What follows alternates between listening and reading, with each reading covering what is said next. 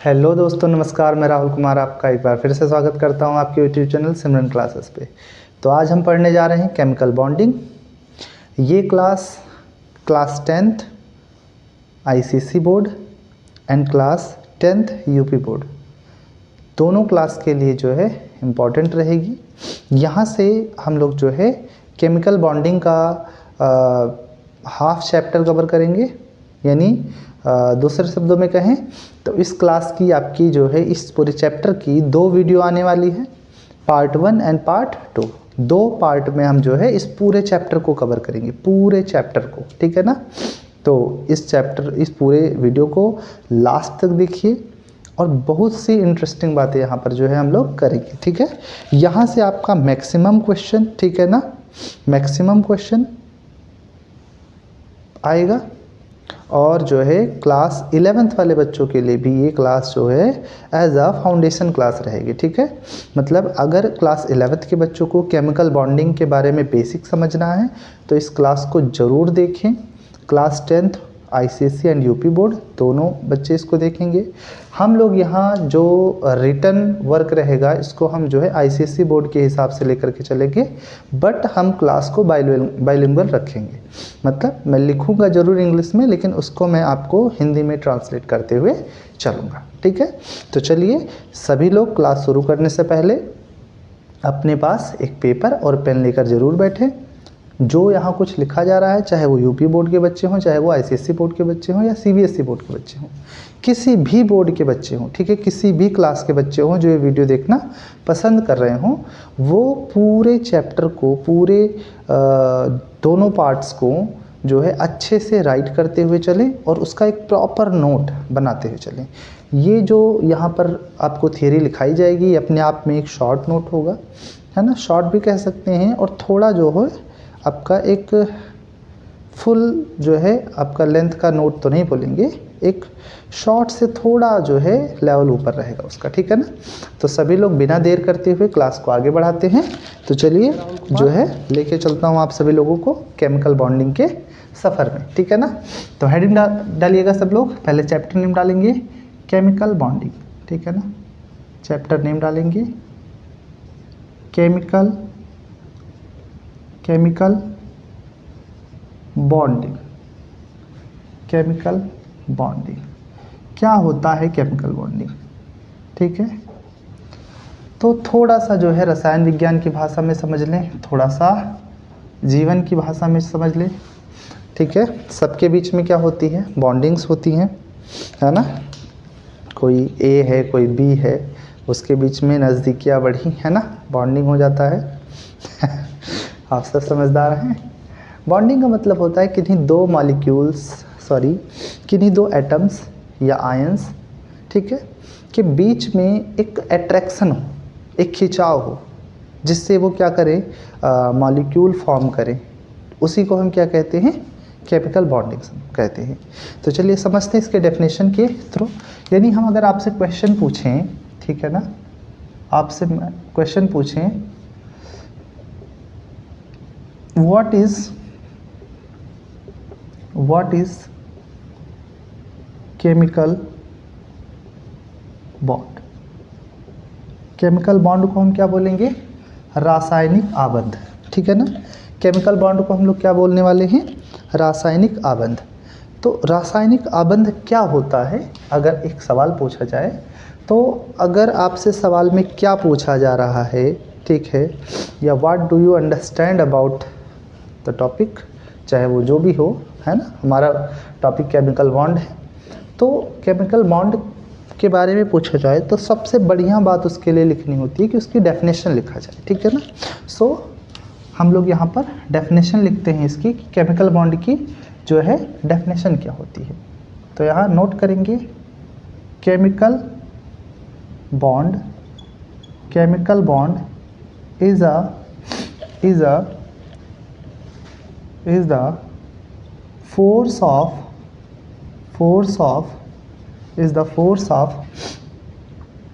attraction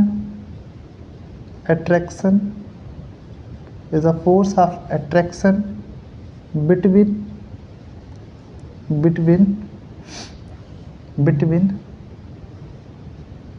to और more between two or more ions between ions or atom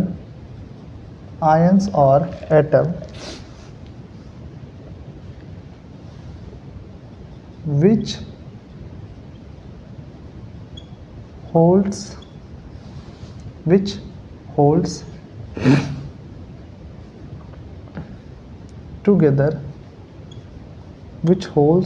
together to form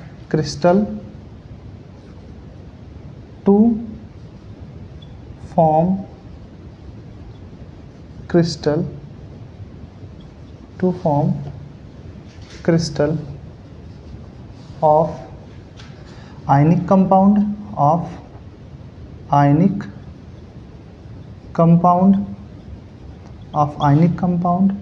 or molecule of covalent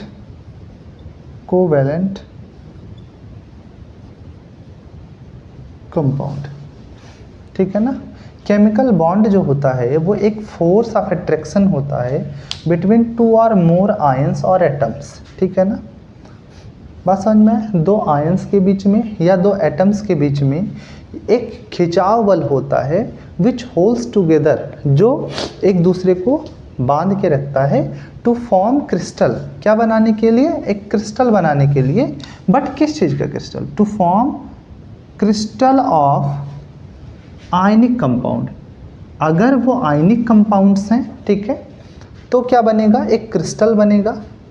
if they are molecules, if they are atoms, sorry, if they are atoms and they will form molecule of covalent compound, sorry here not compound। तो वो क्या बनाएंगे? Molecule of covalent compound. ठीक है, सहसंयोजक यौगिक के अणु बनाएंगे। ठीक है, कोवेलेंट कंपाउंड मतलब सहसंयोजक अणु, और आयनिक कंपाउंड मतलब आयनिक यौगिक, सॉरी, कोवेलेंट कंपाउंड मतलब सहसंयोजक यौगिक, और आयनिक कंपाउंड मतलब आयनिक यौगिक। ठीक है, तो अगर वो जो है आयंस हैं तो आयनिक यौगिक बनाएंगे, और अगर हमारा मॉलिक्यूल क्या बोलते हैं एटम्स हैं तो वो कोवेलेंट कंपाउंड के मॉलिक्यूल्स बनाएंगे। ठीक है ना। डेफिनेशन क्लियर हुई? केमिकल बॉन्ड की डेफिनेशन क्लियर हुई? तो इसी हम खिंचाव को क्या कहते हैं? इसी खिंचाव को हम कहते हैं एक तरह का बॉन्ड। बात समझ में आया ना?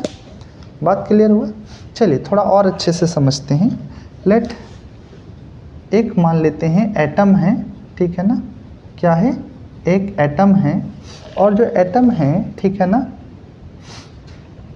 वो क्या कर रहा है? वो केमिकल बॉन्डिंग कर रहा है। एक एक एटम है, वो क्या कर रहा है? केमिकल बॉन्डिंग कर रहा है, केमिकल बॉन्डिंग कर रहा है। ठीक है ना, वो क्या कर रहा है? केमिकल बॉन्डिंग कर रहा है, और उससे वो क्या फॉर्म करेगा? उससे वो क्या फॉर्म करेगा? मॉलिक्यूल फॉर्म करेगा। तो सबसे अहम बात, सबसे ज़रूरी बात कि जो एटम्स हैं या आयंस हैं ये केमिकल बॉन्डिंग करते क्यों हैं? ठीक है ना, जो एटम्स हैं, ठीक है, रुक जाइए मैं चेक कर लूँ वीडियो सारा कुछ क्लियर है कि नहीं है। चलिए, ऑल इज़ राइट। सो जो एटम्स हैं वो केमिकल बॉन्डिंग क्यों करते हैं? ठीक है, जिससे वो मॉलिक्यूल फॉर्म कर सकते हैं। ठीक है ना, तो केमिकल बॉन्डिंग करने के पीछे का जो कारण होता है वो होता है इनकी स्टेबिलिटी। ठीक है, देखिए हम सभी लोग वर्क करते हैं। ठीक है, दुनिया में सभी लोग काम करते हैं। ठीक है, आप सोचिए 2 मिनट के लिए, व्यक्ति काम क्यों करता है? काम क्यों करता है? अगर उसको सारी सुख सुविधाएं मिले घर पे, ठीक है। मतलब मैं अपने बच्चों को भी यही समझाता हूँ, अपने स्टूडेंट्स को भी यही समझाता हूँ कि अगर हम सभी लोग को खाना और कपड़ा, रहने की सारी लग्जीरियस चीज़ें मिल जाए, ठीक है, तो क्या हम वर्क करना चाहेंगे? क्या हम किसी से मेल जोल रखेंगे? तो आपके दिमाग में एक चीज़ आ रही होगी कि ऐसा नहीं है। अगर हमें सारी सुख सुविधाएं मिल जाएं तो हम किसी से भी जो है कोई वर्क नहीं कराएंगे और ना खुद कोई वर्क करेंगे, किसी से कोई मेल जोल नहीं रखेंगे। हम इंडिविजुअल जो है खुश रहना चाहेंगे अपनी लाइफ में, ठीक है ना। हम सारा जो है सामान, सारा चीज़ खुद करेंगे एंड जो भी चीज़ें हैं हमें हमारे पास हैं। सेम चीज़ अगर ये जो है इनके पास सब कुछ होता तो क्या ये रिएक्शन करते? क्या ये बॉन्डिंग करते? बॉन्डिंग मतलब क्या है? रिएक्शन, ठीक है। रिएक्शन में क्या होता है? कुछ पुराने बॉन्ड टूटते हैं और कुछ नए बॉन्ड बनते हैं, ठीक है ना। ठीक है, लाइफ में भी ऐसे होता है ना, कुछ पुराने बॉन्ड टूटते हैं और कुछ नए बॉन्ड बनते हैं, बट दिस इज केमिस्ट्री, ठीक है ना। तो एटम्स में क्या होता है कि एटम्स के पास में, ठीक है, पहली बात तो एटम्स के पास में इनकम्प्लीट ऑक्टेट होता है। फर्स्ट ऑफ ऑल एटम्स के पास क्या होता है? इनकम्प्लीट ऑक्टेट होता है। सर ये क्या चीज़ है इनकम्प्लीट ऑक्टेट? ऑक्टेट मीन्स होता है 8 electron in outermost shell. Octet का मतलब होता है 8 electron in outermost shell, यानी आउटर मोस्ट सेल में 8 इलेक्ट्रॉन होने चाहिए। हर एटम चाहता है, ठीक है, वही उनका पूंजी है। तो हर एटम्स चाहता है कि उसके 8 इलेक्ट्रॉन आउटर सेल में हो जाए, ठीक है ना। जैसे कि हमारे पास सपोज दैट सोडियम है, ठीक है ना। सोडियम का एटॉमिक नंबर 11 है, तो यहाँ पर एक इलेक्ट्रॉन इसके 2 इलेक्ट्रॉन इसके फर्स्ट सेल में है एंड यहाँ थोड़ा मिस्टेक हो गया, आप लोग थोड़ा जो है मैनेज करेंगे। मेरी आवाज़ थोड़ा जो है दब के आ रही है, थोड़ा स्वास्थ्य ठीक ना होने की वजह से मैं सही से बोल नहीं पा रहा हूँ, बट आप लोग थोड़ा जो है मैनेज करेंगे क्योंकि आपकी रिकॉर्डेड क्लासेस हैं, है ना, तो मैं चेक भी नहीं कर सकता कि मेरी आवाज़ कैसे सुनाई दे रही होगी आपको। जैसे भी सुनाई दे रही होगी, आप लोग बहुत अच्छे स्टूडेंट्स हैं और अच्छे से मैनेज करेंगे। तो यहाँ पर सेकंड में क्या है? 8 इलेक्ट्रॉन है। इसमें से कई बच्चों को ये बातें पता होंगी, लेकिन हमें उन लोग को भी साथ में लेके चलना है जिनको ये बात नहीं पता है। 3, 3, 6 एंड 7 एंड 8 to 10 हो गया।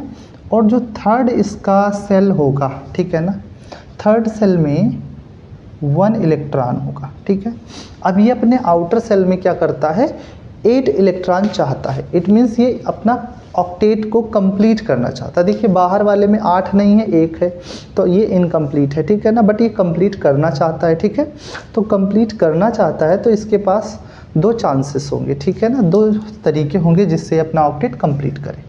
तो पहले भी यहाँ आगे हम समझेंगे कि वो कौन सा तरीका है जिससे ऑक्टेट कंप्लीट करता है कोई एटम। बट अभी हम क्या समझ रहे थे?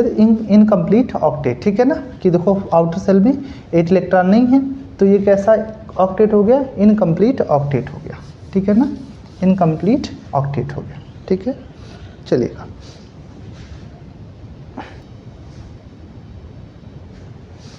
चलिए ठीक है, मैंने थोड़ा वाटर ले लिया है तो थोड़ा गला ठीक हो सकता है शायद। तो पहली बात, इनका जो ऑक्टेट होता है वो इनकम्प्लीट होता है। और क्या क्या चीज़ें होती हैं इनके साथ? और भी कुछ चीज़ें होती हैं, इसको भी साथ में करते चलते हैं।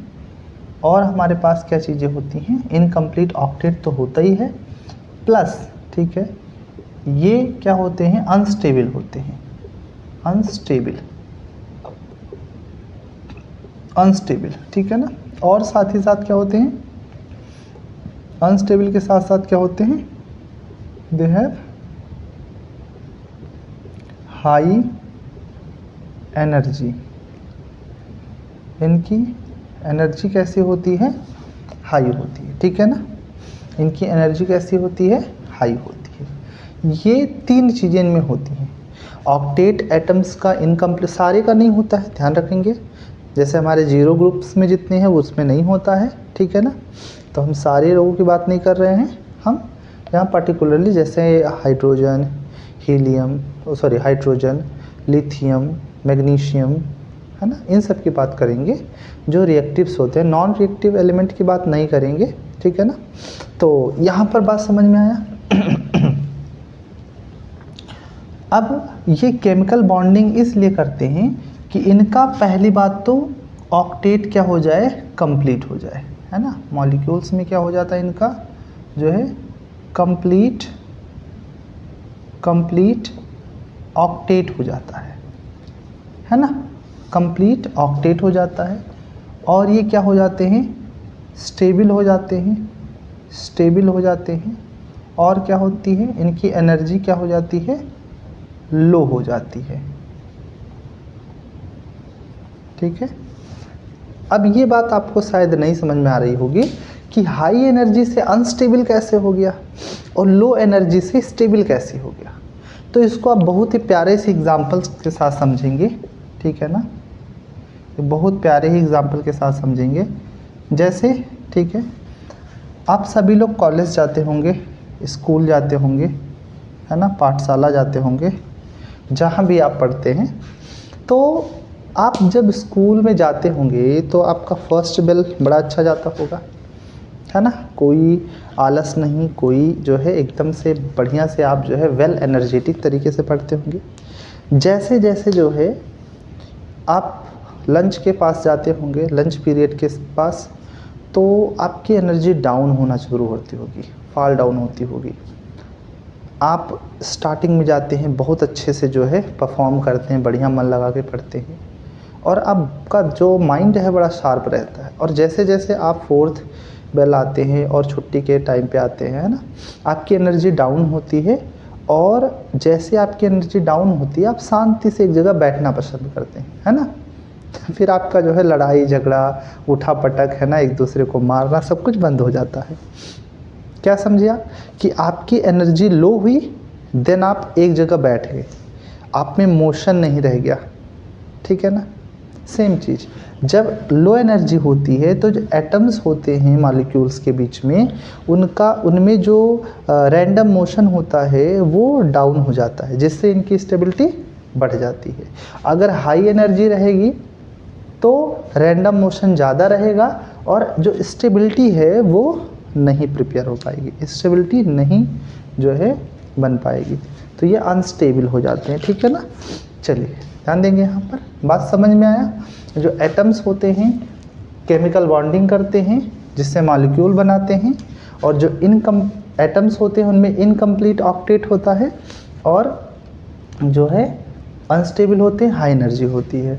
और जो कंप्लीट ऑक्टेट वाले मॉलिक्यूल्स होते हैं, ठीक है, उनमें स्टेबिलिटी होती है और लो एनर्जी होती है। बात समझ में आया, ठीक है। चलिए अब हम देखते हैं, ठीक है, यहाँ पर हम कह सकते हैं कि atom is unstable due to incomplete octet और हाई एनर्जी। चलिए अब यहाँ पर हम जो है पॉइंट नोट करते हैं, ठीक है। आप चाहे तो इसको क्या कर सकते हैं, आप चाहे तो इसको मिटा सकते हैं। चलिए मिटा देते हैं इसको हम लोग। बात समझ में आ रहा है? अगर आपको चीज़ें समझ में आ रही हैं तो प्लीज़ वीडियो को लाइक कर दीजिए, क्लास को ज़्यादा से ज़्यादा बच्चों तक शेयर कर दीजिए, ठीक है ना, ताकि जो है आपके सारे भाई बहन, आपके मित्र, ठीक है, क्लास को अटेंड कर सकें, ठीक है ना। सभी लोग क्लास को लास्ट तक देखिएगा, ठीक है, बिल्कुल ऊबना नहीं है। बोर्ड पेपर एकदम से पास आ चुका है। आप जितना ही अच्छे से रिवीजन कर लेते हैं, प्रिपेयर कर लेते हैं, आपके मार्क्स जो गेनिंग कैपेसिटी है वो कहीं ना कहीं बढ़ जाएगी इस क्लास से, आप एकदम से अश्योर रहिए। चलिए तो यहाँ पे हम एक पॉइंट नोट करते हैं। पॉइंट क्या नोट करेंगे, एन एटम में अटेन, एन एटम में attain, an atom may attain a stable, a stable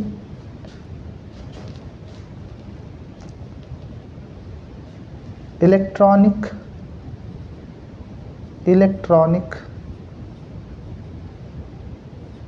an atom may attain a stable electronic arrangement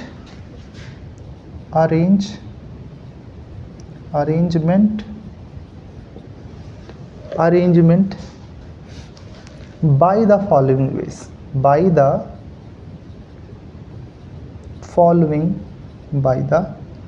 following ways, यानी कुछ ऐसे तरीके हैं जिससे एक एटम जो है वो स्टेबल इलेक्ट्रॉनिक अरेंजमेंट पा सकता है। ठीक है, क्या पा सकता है? Stable electronic arrangement, it means complete octet पा सकता है। ठीक है, वो कौन कौन से तरीके हैं उसको हम यहाँ समझते हैं। जैसे फर्स्ट ऑफ ऑल पहला जो तरीका है वो है लूजिंग इलेक्ट्रॉन, यानी इलेक्ट्रॉन को लूज करके। ठीक है, इलेक्ट्रॉन को लूज करके। ठीक है, अगर ये इलेक्ट्रॉन लूज करता है तो क्या होगा वहाँ पे? अगर इलेक्ट्रॉन लूज करता है तो वहाँ पे होता है फॉर्मेशन ऑफ कैटआयन, कैटआयन मतलब पॉजिटिव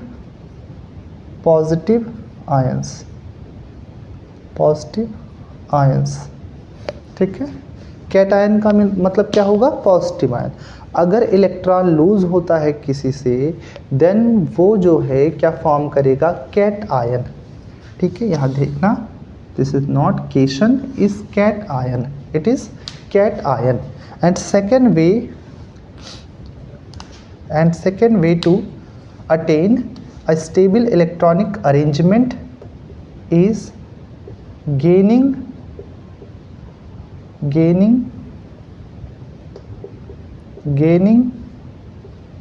इलेक्ट्रॉन्स। या तो वो क्या कर सकता है? इलेक्ट्रॉन गेन करके जो है काम अपना कर सकता है। तो इससे क्या होगा? इससे होगा formation of anion which is negative. Anion का मतलब पॉजिटिव आयन तो नहीं होगा, कैटायन का मतलब positively charged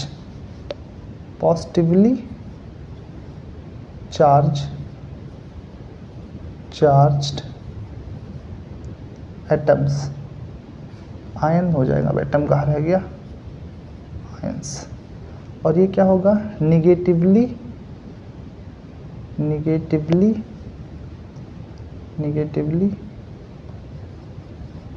charged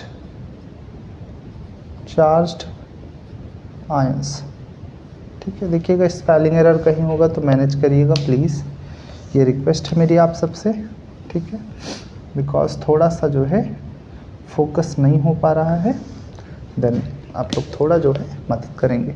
then losing electrons means जब लूज करेंगे इलेक्ट्रॉन को तब क्या होगा? कैटायन फॉर्मेशन होगा, जो क्या होंगे? Positively charge. ठीक है ना, पॉजिटिवली चार्ज हो जाएंगे। ठीक है, एंड जब लूज करेंगे, ठीक है, तो यहाँ पे क्या होगा? यहाँ पर क्या हो जाएगा आपका? निगेटिवली चार्ज हो जाएगा। इसको मैं ऐसे भी नोट कर सकते हैं। ठीक है, झंझट ही ना रहे। पॉजिटिव होगा और ये क्या होगा? निगेटिव होगा। ठीक है ना, सबसे बढ़िया पॉजिटिव होगा और निगेटिव होगा। एंड थर्ड चीज है शेयरिंग इलेक्ट्रॉन्स। तीसरा है शेयरिंग इलेक्ट्रॉन्स, यानी इलेक्ट्रॉन को क्या करके? शेयर करके। शेयर मतलब एक दूसरे से बांट ले, साझा कर ले। ठीक है, लूजिंग का मतलब खो देना, अपने से त्याग कर देना इलेक्ट्रॉन का। गेनिंग का मतलब है इलेक्ट्रॉन को ग्रहण कर लेना। एंड शेयरिंग इलेक्ट्रॉन का मतलब है कि यहाँ पर क्या हो जाए? इलेक्ट्रॉन का साझा कर ले। ठीक है ना, तो इससे क्या होगा? इससे क्या होता है? इससे होता है भैया इससे क्या होता है, इससे होता है फॉर्मेशन, फॉर्मेशन ऑफ मॉलिक्यूल। क्या होता है इससे? फॉर्मेशन ऑफ मॉलिक्यूल, ठीक है ना। ये कैसे होते हैं? न्यूट्रल होते हैं ये, नो, इनके ऊपर ना तो कोई पॉजिटिव होता है और ना कोई नेगेटिव होता है, ठीक है ना। बात समझ में आया? Formation of cation, formation of anion and formation of molecule, ठीक है। नोट करेंगे, वीडियो को पॉज करके नोट कर लेंगे। मिटाया जा रहा है, मिटाया जाए। एक बार पूछो, हजार बार पूछो, हाँ पूछने की चीज है केमिस्ट्री, केमिस्ट्री, केमिस्ट्री। हाँ हाँ हाँ हाँ हाँ हाँ हाँ हाँ। There is no chance to ask 100 और 1000 टाइम, ठीक है। कोई चांस नहीं है कि आप मुझसे यहाँ पर 100 या 1000 बार पूछ सकते हैं। अगर आपको नई चीज़ें समझ में आ रही हैं, कोई डाउट रह जा रहा है, तो प्लीज़ वीडियो को पीछे करके देखिए, आपको पक्का चीज़ें समझ में आएंगी, ठीक है। या फिर भी नहीं समझ में आ रहा है तो आप कमेंट सेक्शन में कमेंट करके मुझसे क्वेश्चन पूछ सकते हैं, ठीक है ना। अभी आगे बहुत इंटरेस्टिंग चीज़ें आने वाली हैं, तो क्लास में बने रहिएगा, ठीक है ना। थोड़ा सा उबाऊपना होगा, ठीक है। देखिए, पढ़ने का जो तरीका होता है, अगर आप जो है बस देखी देखा पढ़ रहे हैं, तब तो आपको उबाऊपना होगा, तब आपको बोरियत फील होगी, ठीक है ना। लेकिन जब किसी अच्छे काज के लिए पढ़ रहे हैं, जब किसी अच्छे सपने के लिए पढ़ रहे हैं, किसी अपने माता पिता के लिए पढ़ रहे हैं, अपने भाई बहन के लिए पढ़ रहे हैं, देन आपको बिल्कुल भी उबाऊपना नहीं होगा, ठीक है ना। आप सोचिए कितनी मेहनत से पैसा कमा करके आपके पेरेंट्स आपको पढ़ाते हैं, ठीक है। उस मेहनत के पसीने का जो है आपको फ़र्ज़ अदा करना है यहाँ पे, ठीक है ना। बात समझ में आए? तो आप लोग को उबाऊपना बिल्कुल नहीं होना चाहिए। अगर आपको नींद आ रही होती है, थकान महसूस हो रही होती है, तो इन दिनों आप जैसे जब आप पढ़ाई कर रहे हैं, आप मेहनत कर रहे हैं, तो थोड़ा ड्राई फ्रूट्स वगैरह लीजिए, बॉटल में पानी रखिए, ठीक है ना। आप जो है वाटर ज़्यादा कंज्यूम करिए, अपनी बॉडी को हाइड्रेट रखिए, ठीक है ना। चलिएगा, तो अब हम बात करते हैं, नेक्स्ट हमारा जो होगा, नेक्स्ट हमारा है टाइप ऑफ केमिकल बॉन्ड्स। चलिए आगे बढ़ रहे हैं हम लोग धीरे धीरे। क्या है? टाइप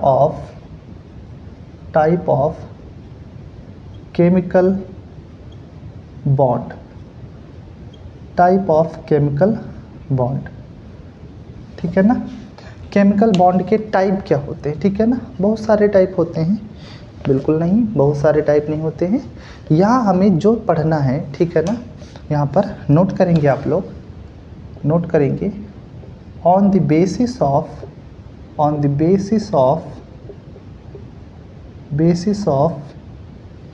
नेचर ऑफ एटम, यानी एटम के नेचर के आधार पर, यानी परमाणु की प्रकृति के आधार पर कितने प्रकार के, यही हमारा सिलेबस है, ठीक है ना। बात समझ में है? बेसिकली क्लास जो है डेडिकेटेड है आईसीएसई बोर्ड वालों के लिए, बट नॉलेजेबल सभी बोर्ड्स के लिए, ठीक है ना। अगर आईसीएसई बोर्ड में हाइड्रोजन है, तो यूपी बोर्ड में हाइड्रोजन हीलियम नहीं हो जाएगा, ठीक है ना, वहाँ भी हाइड्रोजन ही रहेगा। तो आप जो है पढ़ सकते हैं, कोई दिक्कत नहीं। अन्यथा इतना बोलने के बाद में यूपी बोर्ड वाले जो है वीडियो को ऑफ करके आगे बढ़ जाएं, ऐसा नहीं है, सबके लिए इम्पॉर्टेंट है, बट लैंग्वेज और सिलेबस के अकॉर्डिंग, ठीक है ना। बात समझ में आया? यूपी बोर्ड वालों अगर इसको पढ़ते हैं तो अपने सिलेबस से ज़्यादा ही पढ़ेंगे, कम किसी तरह नहीं पढ़ सकते, ठीक है ना। चलिए, कुछ चीज़ें जो बहुत इजी हैं उसको स्किप किया गया है, आप उसको मैनेज करिएगा यहाँ पे।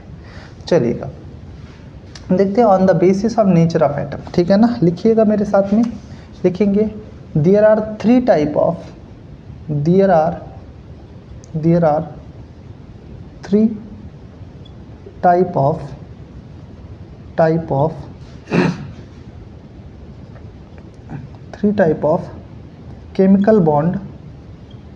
chemical bond. There are three type of chemical bond.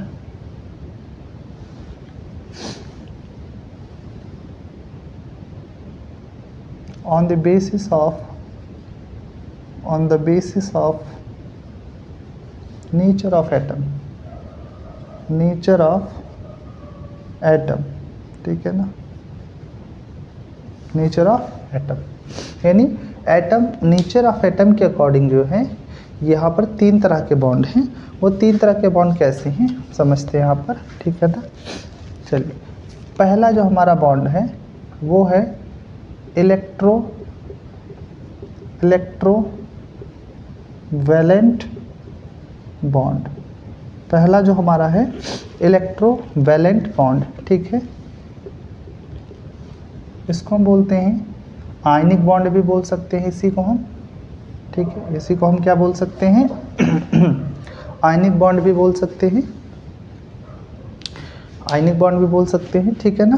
देखिए, आज हो सकता है आपको ऐसा लगे कि आवाज़ थोड़ा दबी हुई आ रही है, या मुझे नहीं पता कैसी मेरी आवाज़ जा रही है, मुझे थोड़ा यहाँ गले में प्रॉब्लम हो रही है, ठीक है ना। तो मैं बहुत जो है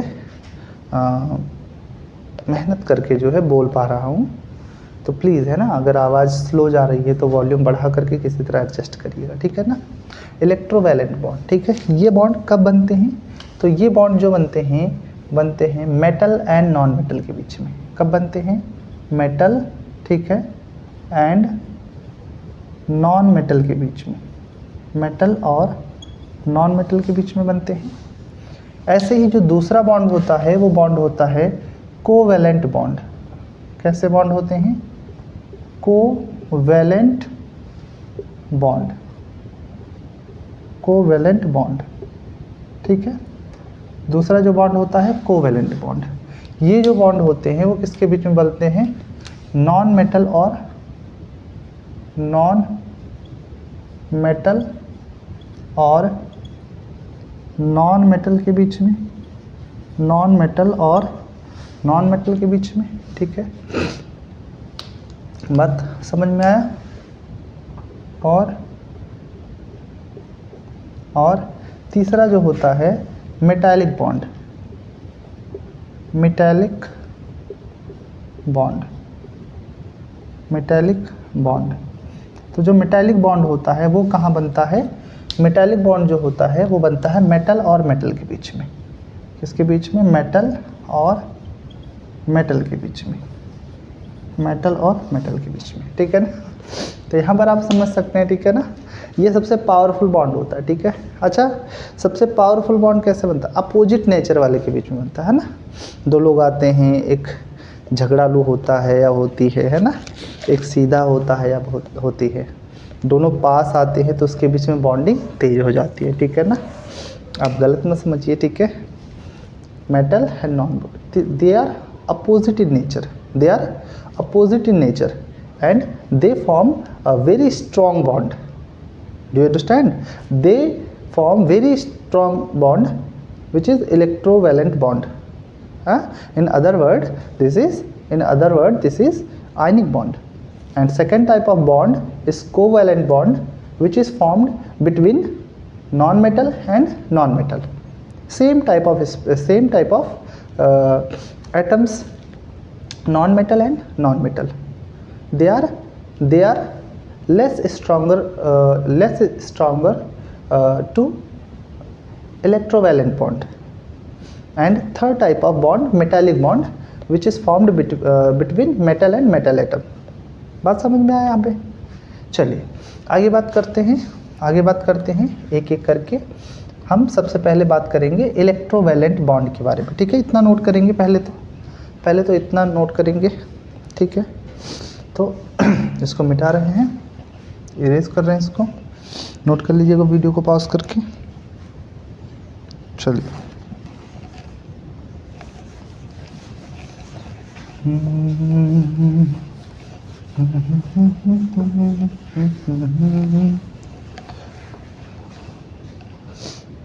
चलेगा।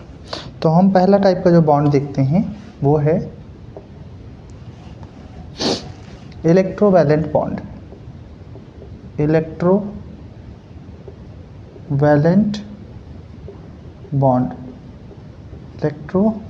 बॉन्ड और आयनिक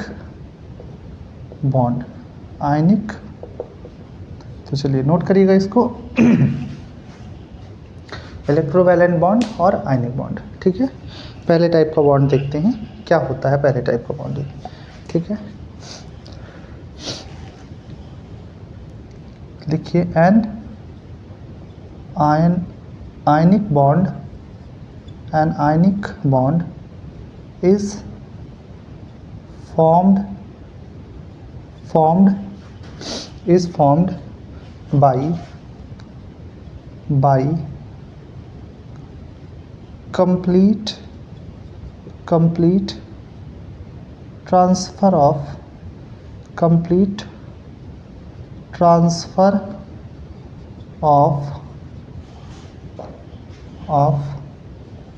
इलेक्ट्रॉन, यानी जो आयनिक बॉन्ड हैं वो बनते हैं जहाँ कंप्लीट ट्रांसफ़र ऑफ इलेक्ट्रॉन, इलेक्ट्रॉनों का पूर्ण स्थानांतरण हो, ठीक है ना, इलेक्ट्रॉनों का पूर्ण स्थानांतरण हो, तो उस जगह को, उस टाइप के बॉन्ड को हम क्या बोल देते हैं, आयनिक बॉन्ड बोल देते हैं, ठीक है ना। बात समझ में आया।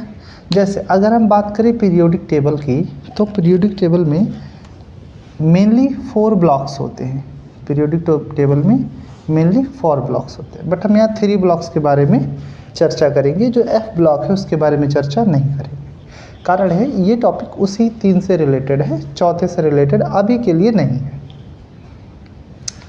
तो एक यहाँ होता है लेफ्ट साइड में, एक होता है मिडिल में, एक होता है मिडिल में, ठीक है, मध्य में, और एक होता है राइट में।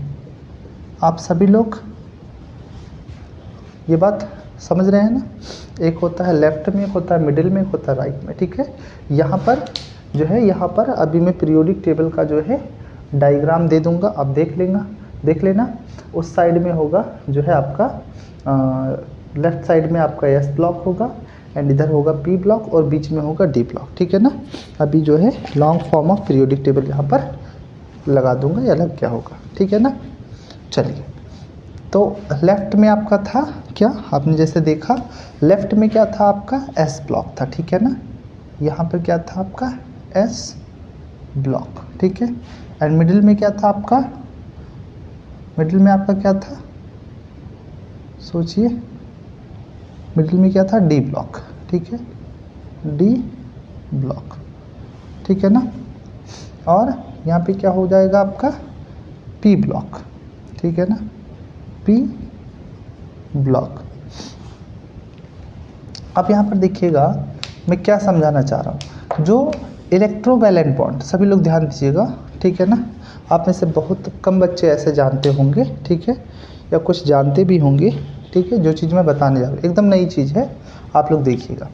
तो जैसे जो हमारा एस ब्लॉक है, ठीक है, एस ब्लॉक और पी ब्लॉक, लेफ्ट और राइट, ठीक है ना, इसके बीच में जो होते हैं, इन एटम्स के बीच में ही हमेशा क्या बनते हैं, आयनिक बॉन्ड बनते हैं। इनके बीच में ही क्या बनते हैं, आयनिक बॉन्ड बनते हैं, लेफ्ट वालों के बीच में और राइट वालों के बीच में। राइट वालों में देखिए यहाँ पर सबसे इधर जो आ जाता है, एक ज़ीरो ग्रुप आ जाता है, ज़ीरो ग्रुप को छोड़कर, ठीक है ना। बात समझ में आया ना, ज़ीरो ग्रुप को छोड़ करके, ठीक है। तो यहाँ पर हमारा जो है इस तरह से आयनिक बॉन्ड बनता है, ठीक है। जो लेफ्ट वाले होते हैं, ठीक है ना, यहाँ लेफ्ट वाले जो होते हैं ये इलेक्ट्रोपॉजिटिव होते हैं, जो लेफ्ट वाले होते हैं ये कैसे होते हैं, इलेक्ट्रोपॉजिटिव होते हैं, यानी ये क्या होते हैं, ये इलेक्ट्रो पॉजिटिव होते हैं, मतलब इन पे प्लस चार्ज होता है, मेटल्स वगैरह होते हैं। और ये जो होते हैं ये इलेक्ट्रो निगेटिव होते हैं, ये क्या होते हैं, इलेक्ट्रो निगेटिव होते हैं, ठीक है ना। ये क्या होते हैं, इलेक्ट्रो निगेटिव होते हैं। जो आपके देखिए जैसे आपका NaCl बना एक जो है आयनिक कंपाउंड है, तो इस पे प्लस होता है, इस पे माइनस होता है। आप देख रहे हैं ये क्या है, इलेक्ट्रो पॉजिटिव है, ये क्या है, इलेक्ट्रो नेगेटिव है। बात समझ में आया। तो इस तरह से यहाँ से इलेक्ट्रो पॉजिटिव वाला जो होता है एटम, यहाँ से इलेक्ट्रॉन क्या जाता है, मतलब क्या किया जाता है, यहाँ से इलेक्ट्रॉन जाता है, ठीक है, यहाँ से इलेक्ट्रॉन क्या करता है, जाता है, ठीक है। और कहाँ जाता है, कहाँ से जाता है, इलेक्ट्रॉन फ्रॉम, ठीक है, फ्रॉम बैलेंस सेल। इलेक्ट्रॉन कहाँ से जाता है, इलेक्ट्रॉन बैलेंस सेल से जाता है, ठीक है, बात समझ में आया। और कहाँ को जाता है, कहाँ को जाता है, कहाँ को जाता है, electron to outer shell, outer shell, ठीक है ना, बात समझ में आया। यानी उसके बैलेंस सेल से इलेक्ट्रॉन निकलता है और वही इलेक्ट्रॉन इलेक्ट्रोनेगेटिव एटम कैच कर लेता है, ठीक है, और इस तरह से क्या हो जाता है, इस पर प्लस चार्ज आ जाता है, ये बन जाता है इलेक्ट्रोपॉजिटिव और ये बन जाता है इलेक्ट्रोनेगेटिव। अभी आगे डिस्कस करेंगे डिटेल्स इसके बारे में, नोट करिएगा इस बात को, ठीक है, बात समझ में आया। यहाँ डी ब्लॉक का कोई काम नहीं है, मिडिल वाले का, लेफ्ट और राइट वालों का काम है, ठीक है ना। तो आप देख पा रहे हैं कि लेफ्ट वाला जो पार्ट होता है, पोर्शन होता है, वहाँ के एटम्स और राइट वाले पोर्शन के एटम्स जो होते हैं, ठीक है, ये दोनों मिल करके क्या करते हैं, आपके जो है क्या बनाते हैं, एक आयनिक बॉन्ड बनाते हैं, ठीक है। चलिए नोट करेंगे, वीडियो को पॉज करके नोट कर लेंगे। चलिए आगे बढ़ते हैं। आप सभी लोग जो है मेरे साथ साथ जो है नोट्स ऐसे शॉर्टली बनाते चलिए, ताकि आप बहुत कम समय में बहुत अच्छे से रिवीजन कर सकें, ठीक है ना। चलिए तो अभी हम डिस्कस करेंगे formation of ionic bond,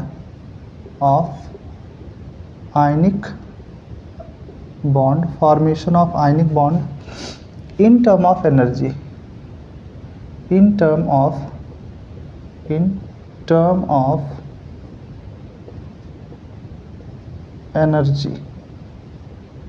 term of energy, कैसे हम आयनिक बॉन्ड का फॉर्मेशन करेंगे एनर्जी के टर्म में, ठीक है, ये हम समझते हैं, बड़ा ही प्यारा सा टॉपिक है। चलिए यहाँ से पेपर में आने का वेटेज हो भी सकता है, नहीं भी हो सकता है, बट जो है समझने के लिए इसमें बहुत कुछ है, कि जैसे हम लोगों ने कहा कि इलेक्ट्रॉन ट्रांसफ़र हो रहे हैं, एक इलेक्ट्रॉन लूज कर रहा है, दूसरा इलेक्ट्रॉन गेन कर रहा है, तो एनर्जी का क्या इसमें रोल है, एनर्जी कैसे चेंज हो रही है या नहीं चेंज हो रही है, ठीक है, क्या क्या चीज़ें हो रही हैं, इसको यहाँ से हम देखेंगे, ठीक है ना। चलिए देखते हैं, यहाँ पे नोट करेंगे, यहाँ से formation of an ionic bond, formation of an ionic bond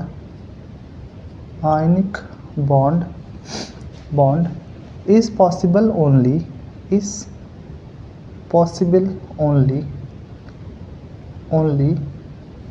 if, ठीक है ना, formation of an ionic bond is possible only if there is a fall in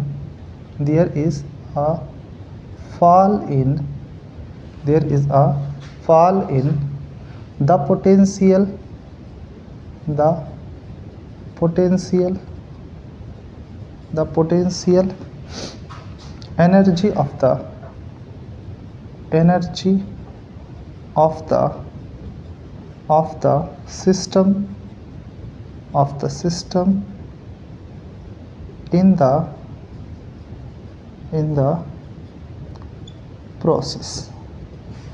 the process। क्या चीज़ है ये, समझिए क्या कह रहा है, formation of an ionic bond, एक आयनिक बॉन्ड का फॉर्मेशन जब ही संभव है यदि पोटेंशियल एनर्जी उस सिस्टम का, ठीक है ना, पोटेंशियल एनर्जी उस सिस्टम का, है ना, जिस भी निकाय में ये हो रहा है, उस जो है निकाय का जो हमारा पोटेंशियल एनर्जी है वो क्या हो, फॉल हो जाए, मतलब डाउन हो जाए, ठीक है ना, एनर्जी कम होगा, समझिएगा, एनर्जी क्या होगा, कम होगा, मतलब एनर्जी निकलेगी। भाई एनर्जी कम होने का मतलब क्या है, एनर्जी निकलना। तो एनर्जी निकलने का मतलब है रिएक्शन कैसा होगा, एक्सोथर्मिक होगा या एंडोथर्मिक होगा। चलिए सोचिए, आप लोग सोचिए, कमेंट सेक्शन में जो है लिखिए एनर्जी कैसा होगा आपका, एक्सोथर्मिक होगा या एंडोथर्मिक होगा। तो जो एनर्जी है वो कैसा होगा, जो रिएक्शन है वो कैसी होगी, एक्सोथर्मिक। एनर्जी निकलने का मतलब है एक्सोथर्मिक रिएक्शन होना, ठीक है। तो वही कह रहा है कि अगर हमारा सिस्टम का एनर्जी जो है, पोटेंशियल एनर्जी जो है वो फॉल हो रहा है, डाउन हो रहा है, तो ही जो है क्या है, आयनिक बॉन्ड बनना पॉसिबल है, ठीक है।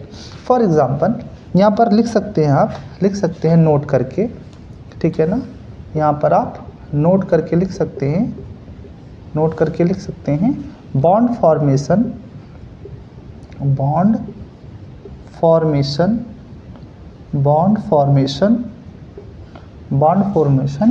इज ऑलवेज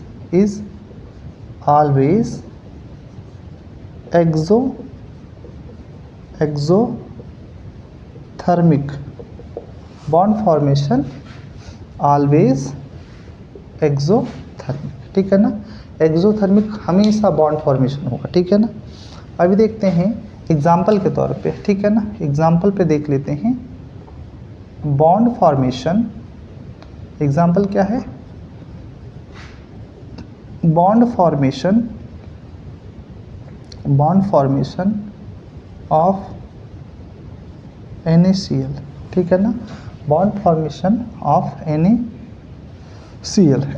में बॉन्ड फॉर्मेशन कैसे हो रहा है, ठीक है। NaCl में क्या, NaCl लैटिस,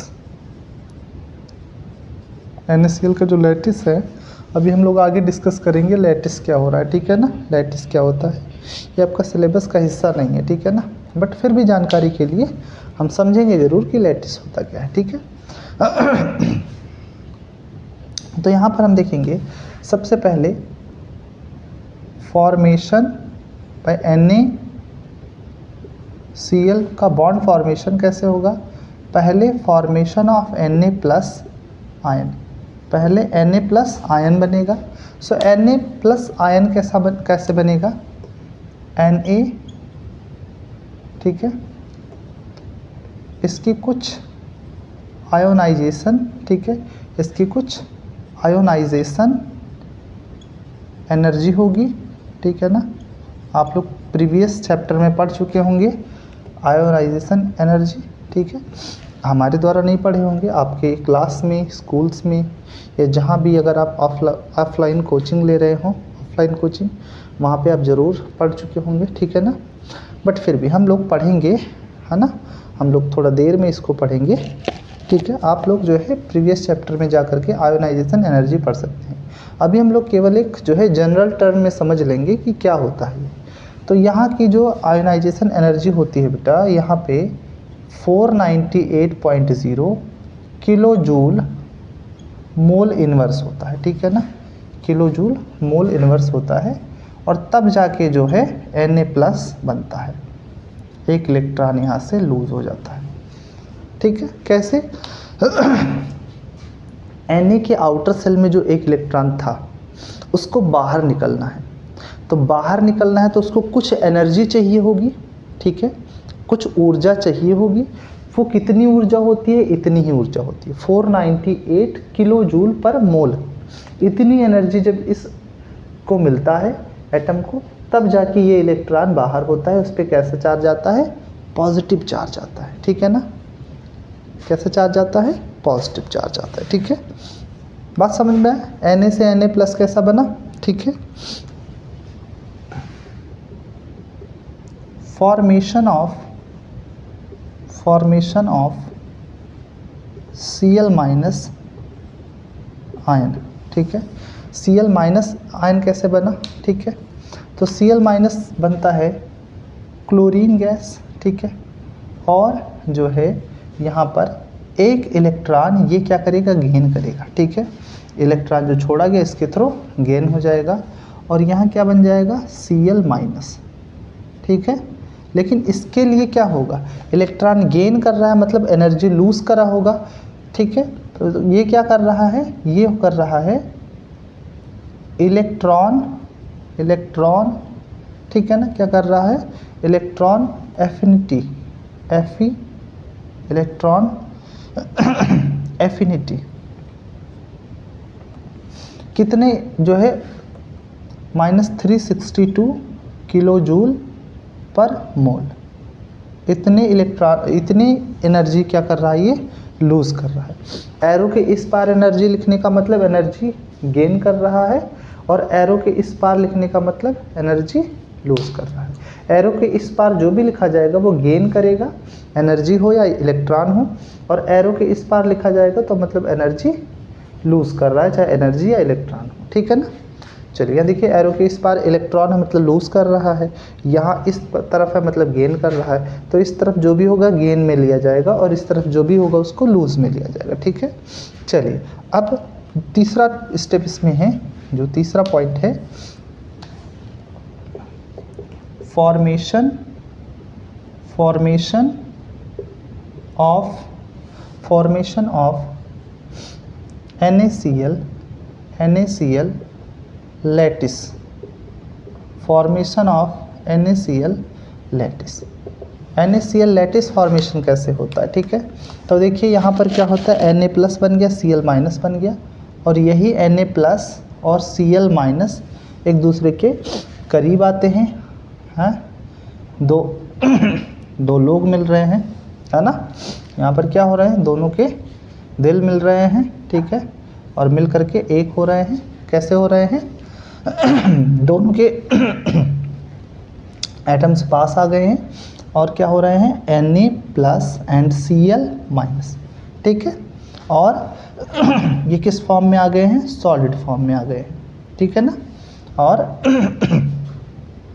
कितनी एनर्जी जो है लूज हो रही है, तो जितनी एनर्जी इसके लैटिस की हो, इस यहाँ जो एनर्जी लूज हो रही है उसको किस फॉर्म में लेते हैं, लैटिस एनर्जी के फॉर्म में लेते हैं, और वो कितना है 700, ठीक है ना, 61.7 माइनस, लूज हो रहा है मतलब माइनस, ठीक है ना। अब माइनस साइन का मतलब यही है, लूज हो रहा है, ठीक है, किलो जूल मोल इनवर्स, ठीक है ना। अब देखिए यहाँ गेन हो रहा है, लूज हो रहा है, गेन हो रहा है, तो यहाँ पर हमने क्या लिखा था कि पूरे सिस्टम में एनर्जी क्या हो जाएगी, लूज ही होगी, फॉल डाउन होगा। तो चेक करते हैं फॉल डाउन हो रहा है कि नहीं हो रहा है, ठीक है ना। चेक करते हैं फॉल डाउन हो रहा है कि नहीं हो रहा है। तो यहाँ से देखते हैं फॉल डाउन हो रहा है कि नहीं हो रहा है, ठीक है ना। तो फॉल डाउन होने के लिए यहाँ पर, ठीक है, हमको थोड़ा जगह चाहिए बोर्ड पे, कैसे मिलेगा,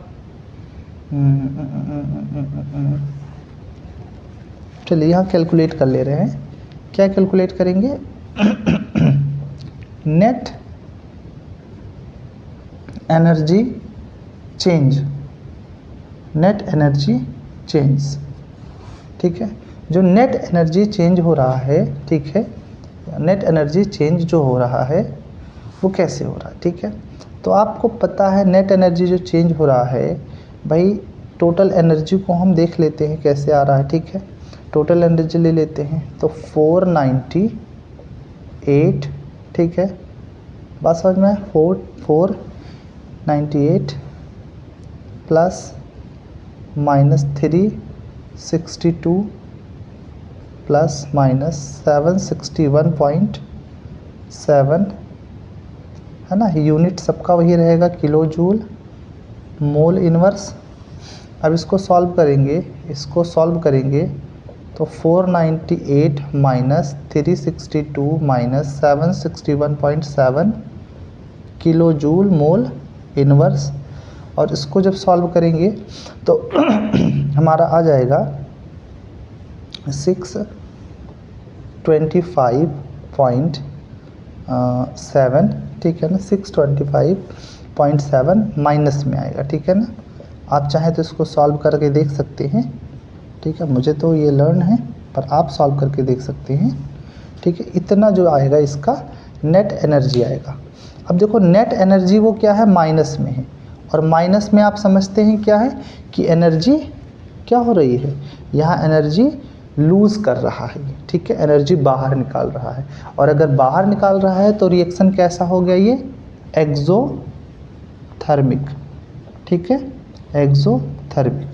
एक्सोथर्मिक का मतलब क्या हुआ, ऊष्मा छेपी, हिंदी मीडियम वाले समझ लें, ऊष्मा छेपी, ठीक है ना। एक्सोथर्मिक का मतलब क्या हुआ, ऊष्मा छेपी, ऊर्जा निकल रही है, और इसका लैटिस जो है वो हो, लैटिस फॉर्मेशन हो गया, ठीक है। नोट करेंगे, आप नोट करेंगे।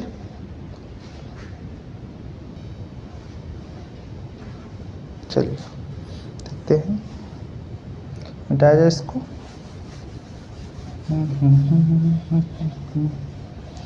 हो जिंदगी है सफर एक सुहाना, यहाँ कल क्या हो किसने जाना। तो कल किसी को नहीं है पता, इसीलिए क्लास को आज ही पूरा कर लीजिए, क्लास को बीच में छोड़ के मत भागिए, ठीक है ना। चलिए कल नए टॉपिक की तैयारी करनी है, ठीक है। चलिए, I am very positive man. Next heading है example of ionic bond. Example of ionic bond. Ionic bond के कुछ एग्जाम्पल देख लेते हैं कि कैसे आयनिक बॉन्ड फॉर्म होता है, ठीक है ना। मतलब अभी तक तो हमने बहुत कुछ समझ लिया आयनिक बॉन्ड के फॉर्मेशन के बारे में, अब कुछ एग्जाम्पल्स देख लेते हैं। जैसे कि पहला एग्जाम्पल है भैया, पहला एग्जाम्पल है आपका फॉर्मेशन ऑफ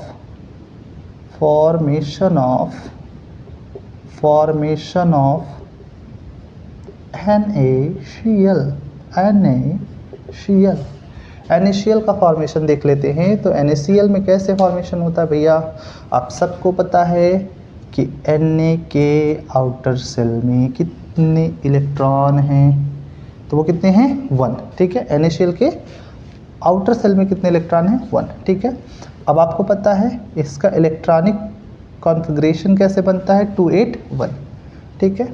और आपके पास है Cl, ठीक है। तो Cl के आउटर मोस्ट सेल में कितने इलेक्ट्रॉन हैं, 1 2 3 4 5 6 7, क्योंकि इसका इलेक्ट्रॉनिक कॉन्फ़िगरेशन कैसे बनता है, 287। भाई इसका एटॉमिक नंबर कितना है, इसका एटॉमिक नंबर है 11, और इसका एटॉमिक नंबर है 17।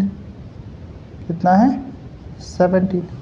तो भाई 281 11, 287 17, ठीक है। बात समझ में आया। अब होगा क्या भैया, आप रिएक्शन में देखे थे, आपने देखा था आपने कि सोडियम एक इलेक्ट्रॉन क्या कर रहा है, लूज कर रहा है। Sodium atom lose their electron, their valence shells electron, and chlorine receive it, therefore sodium has positive charge and chlorine has negative charge, and by the positive and negative charge they combined to किससे जुड़ते हैं, combined to electrostatic force of attraction. किससे जुड़ते हैं भैया, I repeat electrostatic force of attraction, ठीक है ना। बात समझ में आया। तो इलेक्ट्रोस्टैटिक फोर्स ऑफ अट्रैक्शन से जुड़ते हैं, ठीक है। सभी लोग पूरे एनर्जी के साथ बैठे रहेंगे, ठीक है ना। रात के बज चुके हैं 12 और मैं आपके सामने एज इट इज़ हूँ, ठीक है। भले चेहरे पे थोड़ा सा जो है थकान दिख रहा होगा, क्योंकि सारा दिन जो है वर्क फिनिश करके तब आपके बीच आने को मिलता है। फिर भी आप जो है, हम आपके फ्यूचर के लिए, ठीक है, लगे हुए हैं। तो प्लीज़ थोड़ा आप भी हेल्प करिए, ठीक है। कैसे हेल्प करेंगे, वीडियो को शेयर करिए, लाइक करिए, चैनल को सब्सक्राइब करिए, और कमेंट डिस्क्रिप्शन में आप जब जाएंगे तो फेसबुक पेज होगा, प्लीज़ उस फेसबुक पेज को भी जो है विज़िट करिए और वहाँ पे जो है चैनल को, फेसबुक के जो कंटेंट हैं, जो भी कुछ कहते हैं, मुझे ज़्यादा आइडिया नहीं है, उसको फॉलो करिए, ठीक है ना। तो चलिएगा फिर से आते हैं NaCl के फॉर्मेशन पे। तो NaCl का फॉर्मेशन कैसे होता है, NaCl से Na क्या करता है, एक इलेक्ट्रॉन यहाँ Cl की तरफ ट्रांसफ़र हो जाता है, और जब Cl की तरफ ट्रांसफ़र होता है तो भैया जी हमारे पास कुछ ऐसे आता है। Na के पास आउटर सेल में कोई इलेक्ट्रॉन नहीं है, इसके पास बचा 2 8, क्योंकि 1 इलेक्ट्रॉन तो क्या हो चुका है, जा चुका है, 1 इलेक्ट्रॉन जा चुका है, ठीक है, इलेक्ट्रॉन जा चुका है। This electron has gone, this electron has gone to chlorine atom, ठीक है ना। चलिए, तो Na और Cl के पास हमारे पास आ चुका है, Cl के पास बढ़िया बेहतरीन तरीके से सोडियम का इलेक्ट्रॉन, बहुत बेहतरीन तरीके से किसका इलेक्ट्रॉन, सोडियम का इलेक्ट्रॉन, इस तरह से जो है बॉल बाउंड्री के बाहर, और क्या हो गया है, 6 रन। देखिए 288, आप देख पा रहे हैं दोनों के आउटर सेल में 8 इलेक्ट्रॉन आ चुके हैं। बात समझ में आया ना, दोनों के आउटर सेल में 8 इलेक्ट्रॉन आ चुके हैं। बधाई हो, ये यही तो चाहते थे भाई। ये क्या चाहते हैं, जो ये एटम्स हैं, क्या चाहते हैं, क्या चाहते हैं, कंप्लीट ऑक्टेट। क्या चाहते हैं, बोलिए मेरे साथ, कंप्लीट ऑक्टेट। तो कंप्लीट ऑक्टेट हो तो चुका है इनका, 8 इलेक्ट्रॉन हो चुके। यहाँ आउटर सेल में 1 और 7 था, इनकम्प्लीट ऑक्टेट था, but now they have complete octet and low energy, they have low energy individually, इनके पास लो एनर्जी है अभी, है ना, और इनकी ये जो है, इनकी स्टेबिलिटी बढ़िया है, हाई है, ठीक है। तो इस तरह से आप देख पा रहे हैं जो है Na और Cl के बीच में क्या हुआ है, बॉन्ड फॉर्मेशन हुआ है, ठीक है। अच्छा, बात समझ में आया ना, समझ में आ गया। चलिए दूसरा हम देखते हैं, दूसरा देखते हैं फॉर्मेशन ऑफ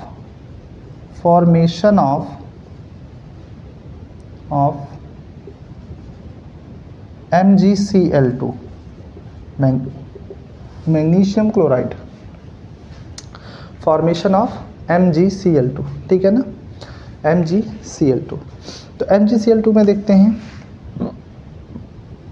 Mg के आउटर सेल में कितने होते हैं, 2 इलेक्ट्रॉन, ठीक है ना।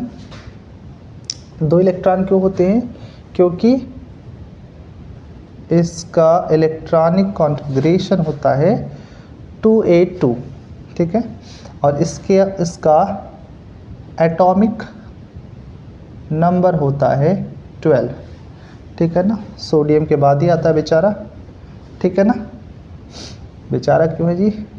और कितने क्लोरीन है इस भाई साहब के पास, 2 क्लोरीन है, वेरी गुड।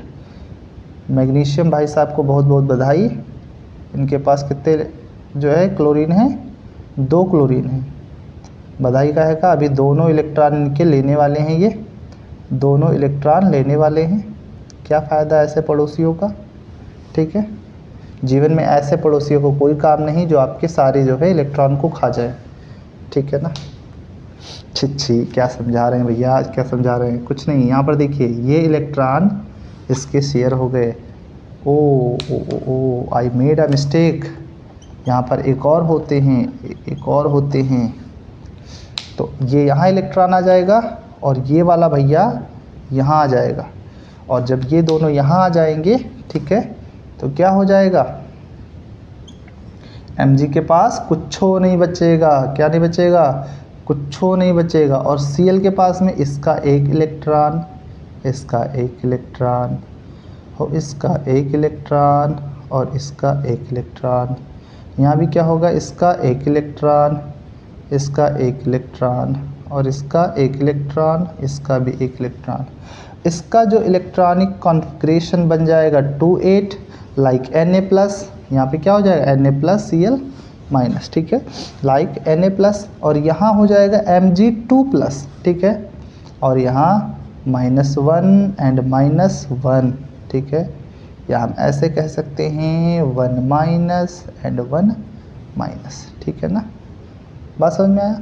तो यहाँ पे क्या हो जाएगा, ठीक है, यहाँ पर आप देख पा रहे हैं 288, ठीक है, यहाँ पर हो जाएगा 288।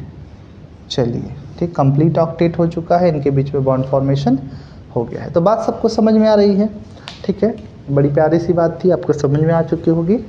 चलिएगा नोट करेंगे फटाफट, आप लोग नोट करेंगे, नोट करेंगे आप लोग। चलिए नोट कर चुके हैं, मिटाया जाए। चलिए मिटाया जा रहा है। अब लास्ट टॉपिक इस जो है क्लास का है, ठीक है, इस पार्ट का आपका लास्ट टॉपिक है। आई नो वीडियो बड़ी हो रही है, लेकिन जब हम लोग बेटा टॉपिक बड़ा कवर कर रहे हैं, जब हम लोग क्लास बड़ी कवर कर रहे हैं, आपको कंटेंट बेहतर मिल रहा है, तो क्लास बड़ी हो जाएगी, ठीक है, क्लास बड़ी हो जाएगी। कई बच्चे होते हैं जो छोटी क्लास के पीछे, देखिए यूट्यूब पे मैक्सिमम आपको ऐसी वीडियोस अच्छी लगती हैं, ऐसी क्लासेस अच्छी लगती हैं जिनमें एक क्लास में सारा कुछ कह दे कवर हो गया। लिखा होता है ना, एक क्लास में जो है पूरा हम केमिस्ट्री पढ़ा देंगे, ठीक है, एक क्लास में सब कुछ पढ़ा देंगे। बहुत कड़वी और सच्ची बात कहने जा रहा हूँ, एक क्लास में कंप्लीट केमिस्ट्री पढ़ा देना संभव ही नहीं है। वो वीडियोस उन बच्चों के लिए होती हैं जिन्होंने पहले से ही पढ़ रखा है, उनको केवल रिवीजन करना है, ठीक है। अगर मैं आपको पूरी क्लास पढ़ा रहा हूँ तो आप इसको फास्ट फॉरवर्ड करके भी देख सकते हैं, ठीक है, आप जल्दी जल्दी देख के इसको आगे बढ़ा के देख करके रिवीजन ख़त्म कर सकते हैं, ठीक है। लेकिन अगर मैंने रिवीजन के तौर पे ही पढ़ाया है और जो बच्चा वीक है, जिसने पहली बार ही पढ़ना स्टार्ट किया है, तो उस बच्चे के लिए यहाँ कोई जगह नहीं रह जाएगी। और मेरा मानना है सबका साथ सबका विकास, ठीक है ना। चलेगा, तो हम अब बात करते हैं last topic, properties of ionic compound. हमारा जो लास्ट टॉपिक होगा क्या होगा, properties of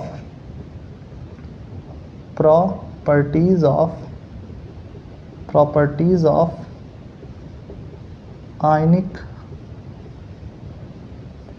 compound, properties of ionic compound, ठीक है ना, प्रॉपर्टीज़ ऑफ आयनिक कंपाउंड, ठीक है ना, नोट करेंगे आप लोग। चलिए तो हम अब देखते हैं प्रॉपर्टीज़ ऑफ आयनिक कंपाउंड, ठीक है ना। प्रॉपर्टी में सबसे पहला प्रॉपर्टी देखेंगे, फर्स्ट ऑफ ऑल नोट करते हुए चलेंगे आप लोग, दे डू नॉट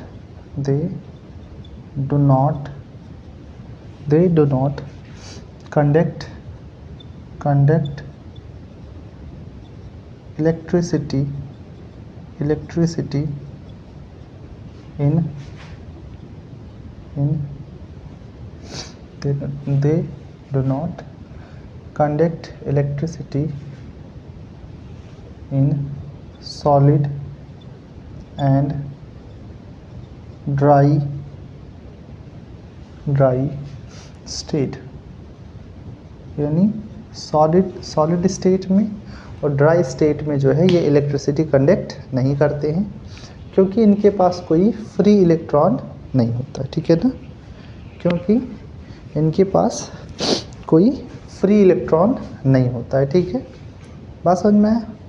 तो कभी आपसे ऑप्शनल क्वेश्चन पूछ ले कि जो सॉलिड NaCl है, ठीक है, वो इलेक्ट्रिसिटी कंडक्ट करेगा या नहीं करेगा, तो आप बोलेंगे नहीं। लेकिन एक्वस फॉर्म में, ठीक है, ये एक्वस फॉर्म में बढ़िया कंडक्टर होते हैं, बट इन एक्वस और मोल्टन फॉर्म, एक्वस और molten state, they are good conductor of electricity, electricity, electricity, यानी ये जो मोल्टन स्टेट होते हैं गलित अवस्था में या एक्वस स्टेट में होते हैं, ठीक है। एक्वस का मतलब होता है जल के साथ, ठीक है ना। जल के साथ जब होते हैं तो ये बढ़िया कंडक्टर होते हैं, गुड कंडक्टर होते हैं, ठीक है ना। इनकी पहली प्रॉपर्टी है, ठीक है, क्योंकि एक्वस में क्या होते हैं, आयंस आ जाते हैं, चार्ज कैरियर आ जाते हैं। मोल्टन में भी क्या आ जाते हैं, आयंस आ जाते हैं और चार्ज के कैरियर आ जाते हैं, ठीक है ना। चलिए अगला है, नेक्स्ट प्रॉपर्टी है effect of electrical current, effect of electrical effect of electrical current, ठीक है ना। तो इलेक्ट्रिकल करंट का क्या इफेक्ट होता है और इसी प्रोसेस को हम क्या बोलते हैं, यही जो होता है ये किस में हम देखेंगे, ये पहली बात तो हम देख लेते हैं किस में देखेंगे। तो ये चीज़ हम देखेंगे on molten salt, molten salt जो हमारा टॉपिक है यहाँ का, ये मोल्टन सॉल्ट का ही है। और इसको हम क्या बोलेंगे, इसको हम बोलेंगे electrolysis, electrolysis which is very important, है ना। यहाँ पर जो है कमेंट लिखने को आ सकता है, यहाँ पर शॉर्ट नोट लिखने को आ सकता है इलेक्ट्रोलाइसिस पे, ठीक है ना, which is most important, most IMP important, most important, ठीक है ना। तो क्या होता है इलेक्ट्रोलाइसिस, ठीक है। तो पहले डायग्राम के थ्रू समझ लेते हैं। मान लेते हैं हमारे पास कोई एक कंटेनर है। सर कितना कंटेनर का बात करते हो आप इसमें, ठीक है, क्या करा जाए, कंटेनर वाली ही बात हो जाती है। इसमें दो ठो क्या रख लिए, लकड़ी नहीं, लकड़ी नहीं, इलेक्ट्रोड, दो ठो क्या रख लिए, इलेक्ट्रोड लिख लिए। मान लेते हैं ये पॉजिटिव है विच इज़ एनोड, ठीक है। देखिए जो इलेक्ट्रोलिटिक सेल होते हैं, ठीक है, उनमें एनोड पॉजिटिव होता है, जबकि जो गैल्वेनिक सेल होते हैं, ठीक है, ये 12th का सिलेबस है, ठीक है, यूपी बोर्ड 12th का, ICSE में तो 11th में आ जाएगा, 10th में भी थोड़ा बहुत है, ठीक है ना, थोड़ा बहुत है, बहुत डिटेल नहीं, थोड़ा बहुत है। तो जो हमारे इलेक्ट्रोलिटिक सेल होते हैं उनमें एनोड पॉजिटिव होता है, बट जो गैल्वेनिक सेल होते हैं, ठीक है, जो वोल्टेज सेल होते हैं वो उनमें क्या होता है, एनोड माइनस होता है, ठीक है ना। बस इतना ध्यान रखना, नहीं कभी आप लोग जो है वोल्टेज सेल देखो और जो है फालतू में कमेंट करो कि मास्टर साहब ने गलत पढ़ा दिया, ठीक है ना। यहाँ पर हम क्या लगा देते हैं, एक अच्छी सी प्यारी सी बैटरी लगा देते हैं। ये हमारे पास आ गई निप्पो वाली बैटरी, ठीक है ना, ये बढ़िया वाली हमारे पास क्या आ गई बैटरी, ठीक है, क्या लगा दिए, बैटरी लगा दी। तो ये इसका माइनस सिरा, इसका प्लस सिरा, ठीक है, बैटरी लग गई, ठीक है ना, बात क्लियर हो गया। बैटरी लग गई, इसको ऐसे लगा देते हैं, छोड़िए ऐसे लगा देते हैं, ठीक है ना। बैटरी यहाँ लगा देते हैं, ये इसका पॉजिटिव सिरा और यहाँ से ले आते हैं ये इसका नेगेटिव, और बीच में क्या लगा देते हैं, एक छोटी सी की लगा देते हैं, ये क्या है, की, छोटी सी की लगा देते हैं, ठीक है। और इसमें क्या भर देते हैं, अभी इसमें क्या भरने वाले हम लोग भरने वाले हैं इसमें मोल्टन सॉल्ट, क्या भरने वाले हैं, मोल्टन सॉल्ट।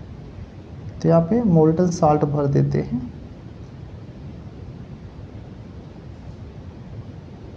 ठीक है, क्या भर देंगे यहाँ पर, मोल्टन सॉल्ट, ठीक है।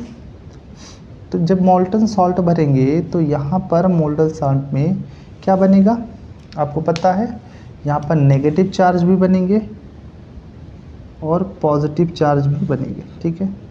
तो पॉजिटिव जो चार्ज होंगे, ठीक है ना, पॉजिटिव जो चार्ज होंगे वो मूव करेंगे नेगेटिव वाले इलेक्ट्रोड की तरफ, और जो नेगेटिव चार्ज होंगे, ठीक है, वो कहाँ मूव करेंगे, पॉजिटिव इलेक्ट्रोड के ऊपर, यानी नेगेटिव आके यहाँ चिपकेंगे, नेगेटिव नेगेटिव नेगेटिव, और पॉजिटिव पॉजिटिव पॉजिटिव यहाँ आएंगे, ठीक है ना। इसी प्रोसेस को हम क्या कह देते हैं, इलेक्ट्रोलाइटिक, ठीक है, इलेक्ट्रोलाइसिस। और यही होता है किसी मोल्टन साल्ट या आयनिक कंपाउंड के ऊपर अगर हम इलेक्ट्रिसिटी जो है फ्लो कराते हैं तो यही इफेक्ट आता है, ठीक है। इसी इफेक्ट को हम क्या बोलते हैं, इलेक्ट्रोलाइसिस बोलते हैं, ठीक है ना।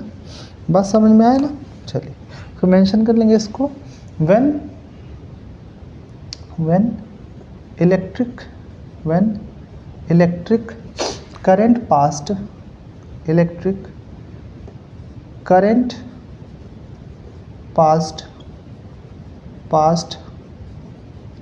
through electric current passed through molten salt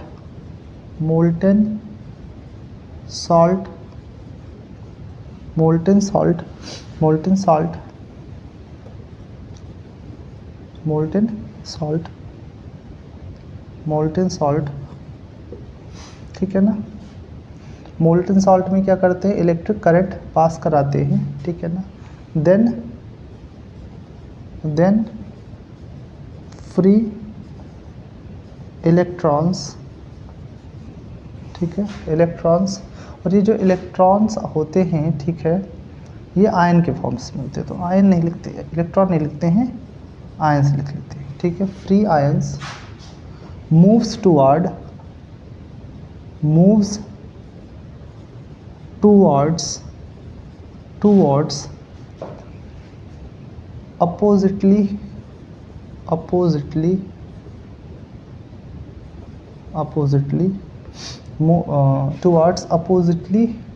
charged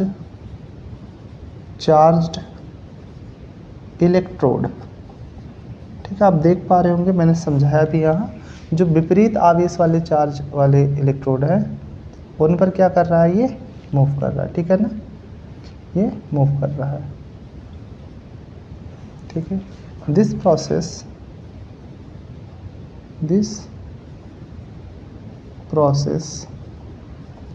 is known as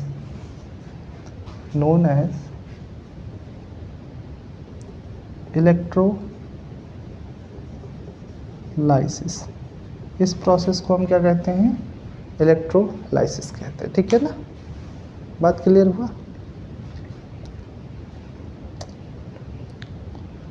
यहाँ पर जो हमारा प्लस बनता है, ठीक है, वो जाके क्या हो जा रहा है, न्यूट्रलाइज हो जा रहा है, और जो माइनस बनता है वो भी क्या हो जा रहा है, न्यूट्रलाइज हो जा रहा है, ठीक है ना। चलिए देखते हैं कैसे ये सारी प्रोसेस हो रही हैं। तो थोड़ा रिएक्शन वगैरह देख लेते हैं इसकी, ठीक है। तो इसमें क्या हो रही है, रेडॉक्स रिएक्शन जो है होती हैं। कैसे, जो Mn चार्ज पार्टिकल है वो N इलेक्ट्रॉन, ठीक है ना, गेन कर लेता है और रिड्यूस हो जाता है M सॉलिड के फॉर्म में, ठीक है, रिड्यूस हो जाता है गैस के फॉर्म में सॉलिड। यहाँ गैस सॉलिड गैस नहीं लिखना, डिपेंड करता भी आगे आएगा। जैसे मोल्टन वाले केस में अलग हो जाता है ना, और एक्वस वाले केस में अलग हो जाता है, फिलहाल बाद में सोचिए इसको, ठीक है। तो ये क्या हो रहा है, ये रिडक्शन हो रहा है, आप देख पा रहे हैं क्या हो रहा है, रिडक्शन। और रिडक्शन कहाँ होता है, रिडक्शन कहाँ होता है, कैथोड। रिडक्शन कहाँ होता है, कैथोड में, ठीक है ना। देखो प्लस वाला कहाँ जा रहा है, कैथोड पे जा रहा है, ठीक है, कैथोड।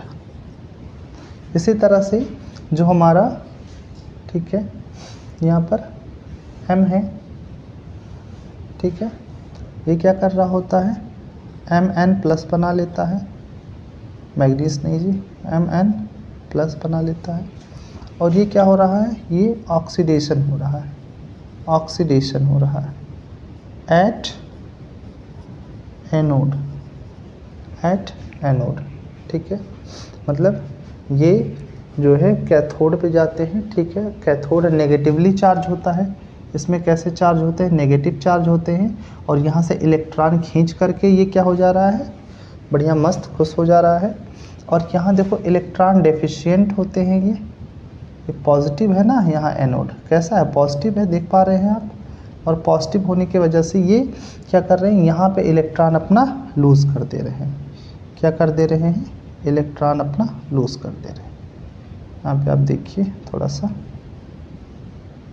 Mn कैसे बनाएगा, जब n इलेक्ट्रॉन ये अपना गेन कर देगा। तो ये कहाँ गेन करेगा, जाके एनोड पर। भाई यहाँ इलेक्ट्रॉन की कमी है, पॉजिटिव का मतलब क्या हुआ, इलेक्ट्रॉन डेफिशिएंट एरिया। पॉजिटिव का मतलब क्या हुआ, इलेक्ट्रॉन डेफिशिएंट एरिया। तो यहाँ पे अपना इलेक्ट्रॉन क्या कर रहा है, ये जाके छोड़ दे रहा है, भैया जाओ खुश रहो। और यहाँ से इलेक्ट्रॉन क्या कर रहा है, ये भाई यहाँ पे इलेक्ट्रॉन ज़्यादा है तो इलेक्ट्रॉन ये ऊपर वाला गेन कर ले रहा है, ठीक है ना। बस थोड़ा हम इसको उल्टा लिख दिए हैं, ऐसे नहीं लिखा जाता है, ध्यान दीजिएगा। आपको लिखना हो तो सबसे पहले ऑक्सीडेशन वाला लिखेंगे, ठीक है। सबसे पहले क्या लिखेंगे, ऑक्सीडेशन वाला, कि जो यम है वो क्या कर रहा है, अपनी n इलेक्ट्रॉन को त्याग करके Mn प्लस बना रहा है। और ये क्या है, ये ऑक्सीडेशन है, ठीक है ना। ये क्या है, ऑक्सीडेशन। ऑक्सीडेशन एट कहाँ पे हो रहा है भाई, कहाँ पे हो रहा है, ऑक्सीडेशन कहाँ हो रहा है, N प्लस कहाँ बना रहा है, ऑक्सीडेशन कहाँ पे हो रहा है, तो एनोड पे होता है ना।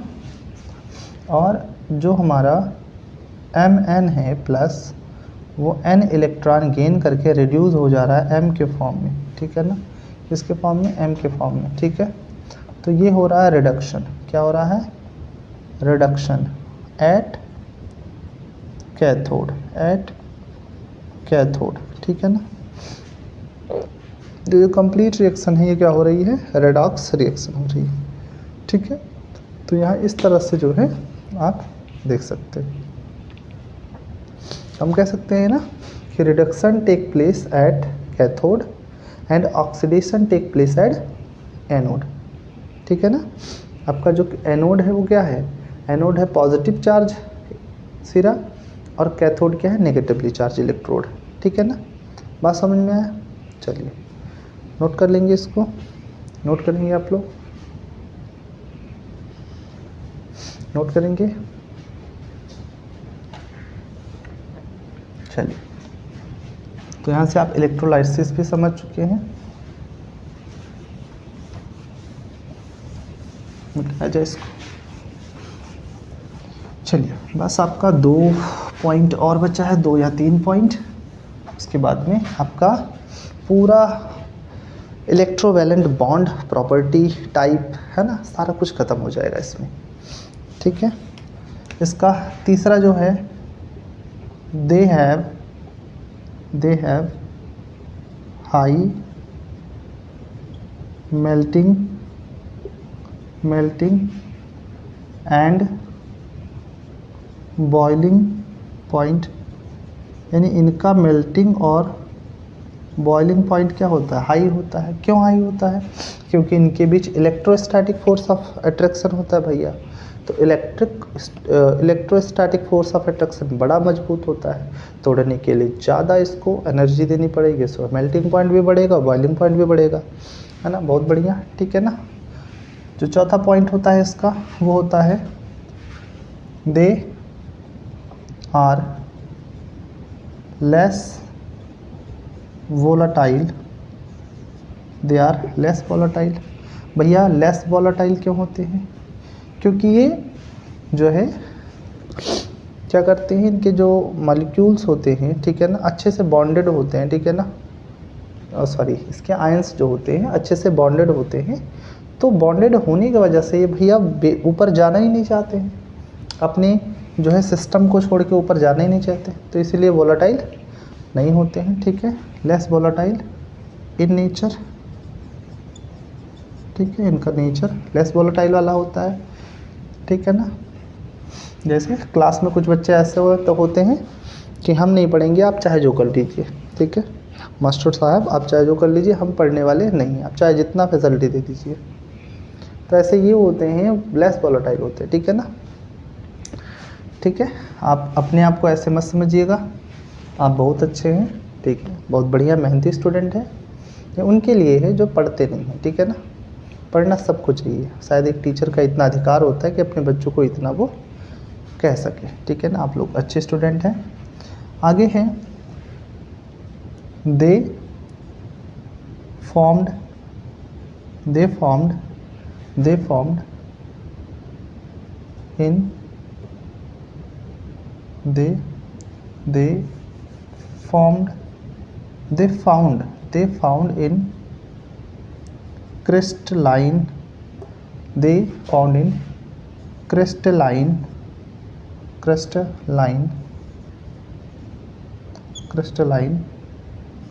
फॉर्म।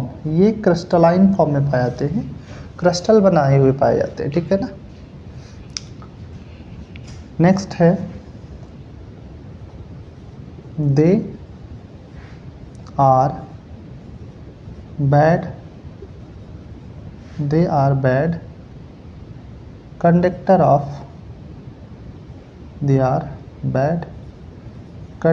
Of electricity. भैया इसके पास फ्री आयन होता ही नहीं है।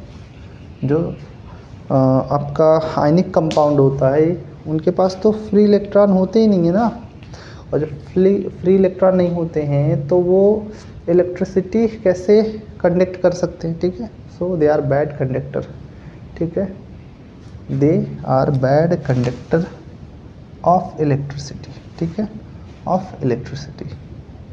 बात समझ में आया, ठीक है। क्यों होते हैं, ये किसकी बात हो रही है, सॉलिड की बात हो रही है, ठीक है। ड्यू टू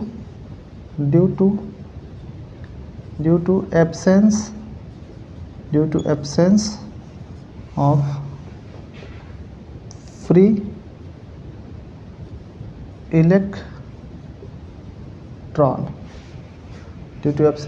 फ्री इलेक्ट्रॉन, ठीक है। तो यहाँ तक आपका जो था ये क्या था, प्रॉपर्टी था, ठीक है। 6 प्रॉपर्टी इसमें जो है, आप अगर आता है पेपर में प्रॉपर्टी लिखना तो आप बड़े ही इजीली लिख सकते हैं 6 के 6 प्रॉपर्टीज़। तो चलिए, ये आपका पार्ट 1 था चैप्टर का। अब हमको जो है पार्ट 2 में कवर करना है कोवेलेंट और कोऑर्डिनेट बॉन्ड, ठीक है ना। कोवेलेंट और कोऑर्डिनेट कवर करना है, उसकी प्रॉपर्टी कैसे बनते हैं, क्या क्या बातें उसमें हैं, सारा कुछ कवर करा जाएगा एकदम से बिंदास तरीके से। तो आप लोग वीडियो को पूरा देखे हैं, चैनल को सब्सक्राइब कर लीजिए, वीडियो को लाइक कर दीजिए और सारे बच्चों के पास शेयर कर दीजिए, ताकि क्लास 10th का मैथ्स का जो क्लासेस चल रही हैं वो अटेंड कर सकें, और केमिस्ट्री के जो आपके इम्पॉर्टेंट सेगमेंट्स हैं, जो आपका थोड़ा जो है जिसको आप रिवाइज़ कर सकते हैं, बेसिक टू एडवांस लाने का पूरा प्रयास रहेगा। आप लोग ऐसे सपोर्ट करते रहिए, ठीक है ना। आपका सपोर्ट ही हमारा मोटिवेशन है। आप जितना अच्छा जो है रिस्पांस देंगे, आपका जो भी क्वेरीज़ हैं, जैसे अभी ये चल रहा है, अगर आपको बायोलॉजी या हिस्ट्री, ज्योग्राफी, है ना, सिविक्स, ठीक है, ऐसे इंग्लिश सब्जेक्ट्स की अगर नीड है आपको, तो मैं सारा जो है क्लास लाने का प्रयास करूँगा। लेकिन अभी जो है आप इतने से ही काम चलाइए, तब तक के लिए जो है आप रिवीज़न करते रहिए, पढ़ते रहिए, ठीक है। मिलते हैं नेक्स्ट क्लास में। जय हिंद।